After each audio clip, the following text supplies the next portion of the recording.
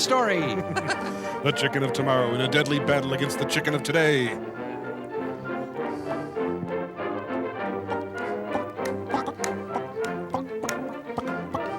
Oh, I'm off. Wait. Okay, there we go.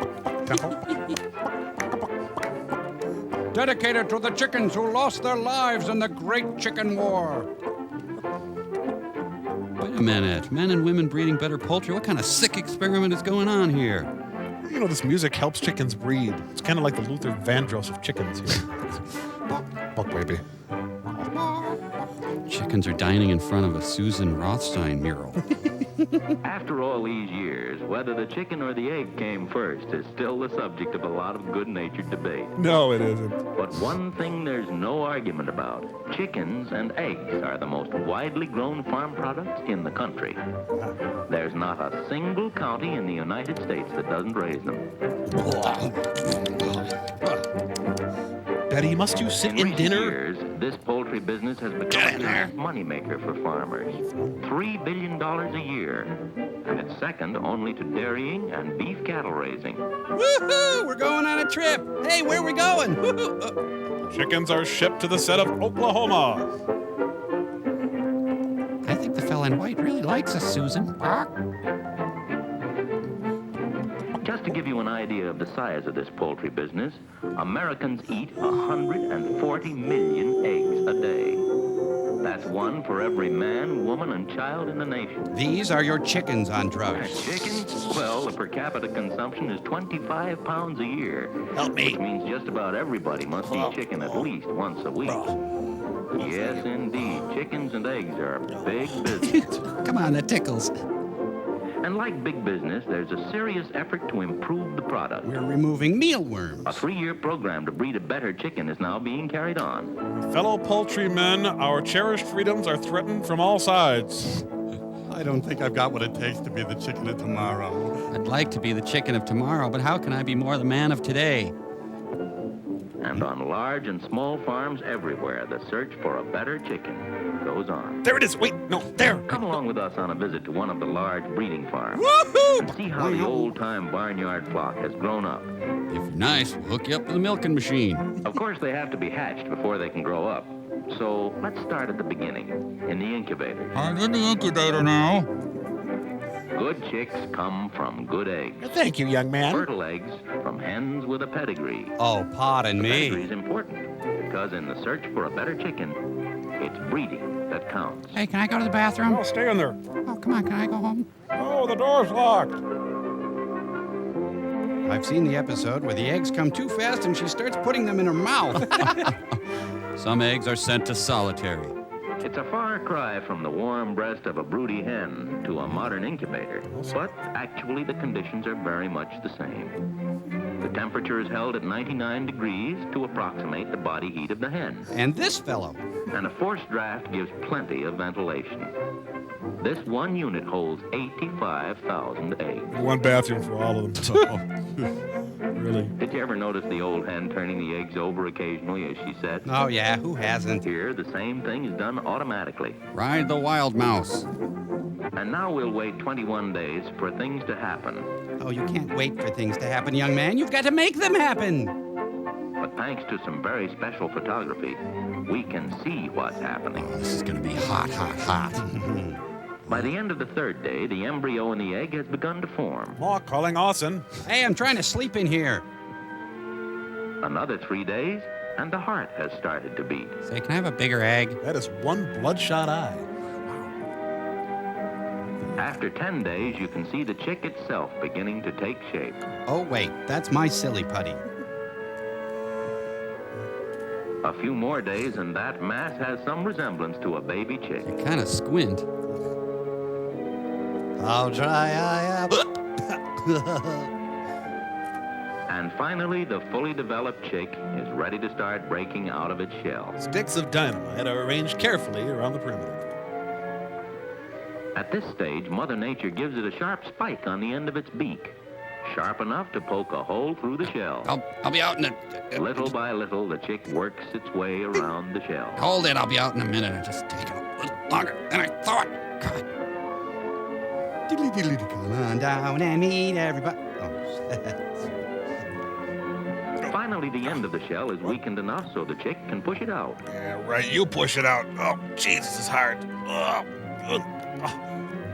hate it when people tape their own deliveries. Aren't there supposed to be pantyhose in there? Wait, I'm coming. I'm not done. Wait, don't. And after a lot of struggling, it tumbles out, exhausted but free. Whoa, what did I do Rest last now night? for several hours and then get up on shaky legs and begin to live. For a few weeks, only to be eaten. Ooh, honey. Old-time poultrymen who've been in the business for many years say they still get a mighty kick out of the miracle of the birth of a baby chick. Hey guys, it's God! The ratio of pullets and cockerels among chicks is about 50-50. Great! What are Of those? course, you may order straight-run chicks. Then again, you may order all pullets. Life is great. It stretches out in front of me like an eternity. Sexing the chicks, or separating the males from the females, is a highly specialized trade. Yeah, for pervs. Whoa, Milton Berle there. It calls for long experience and training. Another But maybe. the experts seldom miss. They can't afford to miss because when you order pullets, you want all pullets, not a few cockerels mixed in. Hey, why are we screeching? Garage sale, Goodwill, save for the kids. It's nice. It's small. The walls are neutral. Oh, hi, Cindy. I'm so glad I'm in your group. This is gonna be fun group. 40-piece chicken nuggets to go. But wait a minute, you may be saying. Why am I watching Can this? those chicks just out of the shell be sent without food on trips of a day, 2 days, even 3? You bet. Indeed they can. Nature thought about that too. The baby chick has within its little body enough unabsorbed yolk to nourish it for 72 hours. 3 days and nights of travel, with each chick carrying its own lunch. Then they turn on each other. Nevertheless, speed is essential, and it's here that the motor truck plays such a big part in poultry raising. I said speed is In essential. fact, the industry couldn't exist as it does today without motor transportation and the petroleum industry that supplies the quality fuel and lubricants that make this high-speed transportation possible. The unholy alliance between big oil and big chickens. That guy's escaping disguised as a chicken. Chickens. But to get back to our baby chicks, I'm this full. made a cute picture, but it's really not the scientific way to handle chicks. How many are you sitting on? Dad went a little nuts this Easter. Their immediate destination after leaving the incubator Broadway. is the brooder house. Designed by Frank Lloyd Wright. Here, a stove is needed to keep the temperature up around 95 degrees for the first week. Almost any kind of stove will do, one of the most common being a kerosene stove. Here I come. Yeah, they mingle, get to know each other a little. The circular guard is to keep the chicks near the heat and prevent floor drafts. There are concerts at the gazebo. First few days, the litter should be covered with paper so the chicks can't eat it. They need plenty of food and lots of water. Individual counseling is provided. From now on, their main job in life is to eat and grow. Eat and grow forever. After the first few days, the paper can be removed. Except for the sports section. The floor should be covered with litter to keep the floor warm and absorb the droppings. Peat moss, fine-cut straw, peanut shells, ground corn cobs, or anything that will pack rather closely is good for litter. Cigarette butts, hair, beer cans. After the chicks are 2 or 3 weeks old, they can be allowed out of doors if the weather's good. And if they've completed their lessons. At from 8 to 10 weeks, the pullets being reared for egg production are ready to be transferred from the brooder house to the range. And you know what that means. Range life is good for chickens, but there are What's going on? Really? Hey, What? who's No. that? What? You? Huh? What? Range shelters should be fairly small, holding not more than 100 birds. Or migrant workers. The shelter protects them from the sun and gives them a safe place to roost out of the way of rodents. Rodents! Proper diet and plenty of water are required. Oh, heavens, I'm so fat. I just look at chicken feed and I gain weight. Does this taste funny to you? A good grass sod is a must to give the birds an abundant supply of fresh, tender leaves. A selection of ciders and spring water should be kept on hand. Normandy. Range shelters ought to be spaced about 75 to 100 feet apart so the hens won't go wandering off to gossip with other flocks. You know how chickens are. Yeah, they own everything. Bastards. Oh, it's a fine life, this life on the range. But like all good things, it must come to an end. Time to die. And when they're about 6 months old, the pullets are ready to move to the laying house to fulfill one of their main functions in life. I can't. I've got a tiny headache. Remember the old hen house? The one with the rats. It's now a hotel, a pullet hotel. Rooms by the hour. Every room with an outside exposure. Joey the Coxcomb Tortelli. Ricky the Bantam Chavatello. Jimmy Crazy Cock Cuccini. Or if you prefer the bungalow type, we've got that too. 400 feet of it. Altogether, room for thousands of guests. Or chickens, But typically. seriously, housing your chickens is important. Whether they're egg or meat producers. They ought to have 3 or 4 square feet per bird, depending on the breed. Open your hymnals to number 325. They've got to have roosts, too. But they huddle pretty close together, and 2 or 3 birds can perch on 1 foot of space. Everybody, Soylent Green is made from chickens. One of the most important advances ever made in poultry raising is the trap nest. The bird can enter the nest easily to lay her egg, but she can't get out again until you let her out. There's no point. This is funny. This simple device permits you to know which birds lay which eggs and to keep a record of each hen's egg production. Which seems excessively anal retentive. The whole secret of profitable chicken raising is to make them produce more than they cost to feed. Oh, you think I can wear these pants out tonight?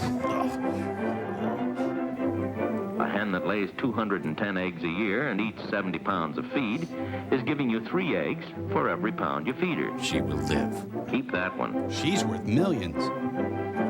But if she eats 70 pounds of feed and only lays 70 eggs a year, you better send her to the market or to your dinner table. Or put a warning slip on her desk. And it's the trap nest that lets you keep a record of how well each hen is laying. I'll have an egg tomorrow, man, I It's swear. like this, too, that help in developing the chicken of tomorrow. Here, go have a little fun. You can't take it for granted that every hen is earning her keep, even though laying an egg ought to be easy for any chicken. That's what you think, big boy. Well, that was weird. Yeah. Well, anyhow, the trap nest's the answer to discovering which are the lazy hens. And this is a good place to point out a few facts about eggs. Stop throwing them at my car. The temperature of an egg when laid is over 100 degrees.